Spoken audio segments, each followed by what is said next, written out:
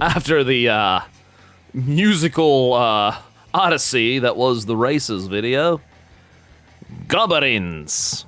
What's wrong, you pathetic, sad, procrastinating dungeon master? Can't come up with a worthwhile and interesting combat encounter and you only have half an hour before the session because you spent the last week fascinating about a totally different campaign you wish to run one day but ultimately know you never will because you're in a constant state of prep work and insecurity? That's okay, everybody knows no matter how basic the combat is, it's going to take forever anyway thanks to any spellcasters and people on their phones, and is mostly just a chance for the DM to stall for time while they figure out the next story beats. That and an excuse to show off whatever art of the thing the players are fighting that the DM paid $3,000 in commissions or miniatures to make for them, or you can just grab whatever the nearest thing on your shelf is and say, fuck it, we're fighting this little bastard today. Welcome to A Crap Guide to D&D. Sounds about right. Goblins are one of the How many of you,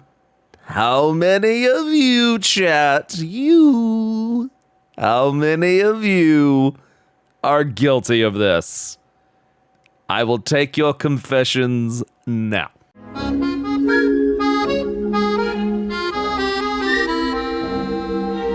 Doesn't it feel good to confess? Doesn't it? most iconic creatures Wait. Small, frickin' everywhere, as they should be.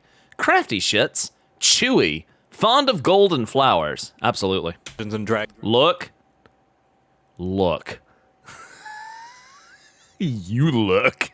Famous for being low and mid-level cannon fodder, having the respawn rate of a seahorse playing Call of Duty, and being overall superior to kobolds in every way. Goblins are what you default to when you have no idea what the party should be fighting. Even in WoW, goblins. Love them.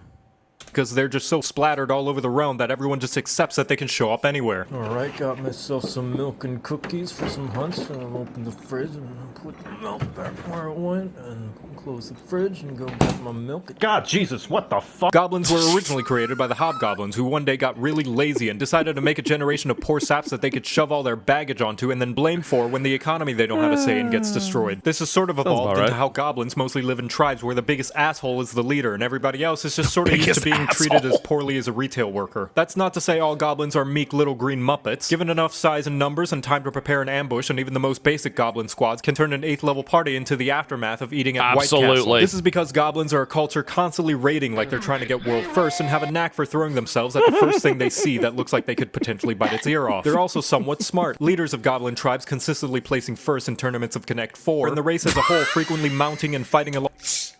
Connect 4. Jesus Christ.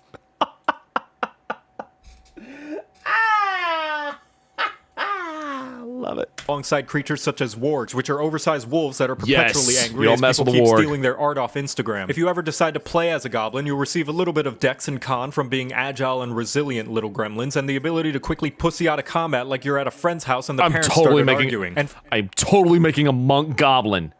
I'm totally doing that. I'm like gonna distract you and then just like fist of the North Star rabbit punch you right in the dick. I'm gonna do it, man. Fury of the Small, where you get to punch below the belt and make the enemy's voice go up as many octaves as your player level. Now that's the general idea of what goblins are supposed to be in the Forgotten Realms, but this is D&D, which means everybody breaks the rules more than an episode of Yu-Gi-Oh! And the fact that goblins... Yes, true fact, true facts. Realms, but this is D&D, which means everybody breaks the rules. Frickin' Yugimoto Yamayugi is the biggest mother trucking cheater in all of freaking anime, card game, board game, tabletop, whatever nonsense bullshit. This motherfucker right here, biggest cheater on the planet, heart of the cards, my ass. More than an episode of Yu-Gi-Oh! And the fact that goblins are so adaptable to so many situations and environments means that there's no limit to how they can be portrayed. What is all of this? What they can be. Craplin, Boblin, Rocklin, Snoblin, Goblin, Richblin, Harryblin, Adorablin. Used for. You can make them mindless monsters that fill the last few empty rooms of a dungeon, or adorable little scamps that the party will adopt the instant they see them, or design them so unexpectedly attractive that it'll make people question if they discover.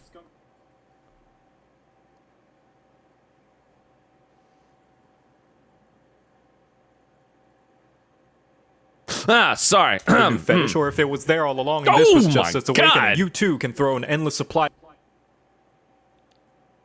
Good golly.